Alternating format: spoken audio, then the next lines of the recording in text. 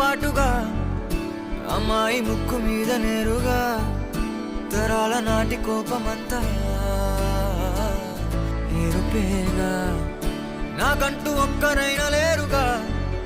నన్నంటుకున్న తారవేనువా నాకున్న చిన్ని లోకమంతని పిలుపేగా తేరిపార చూడసాగే దూరమే ఏది ఏది చే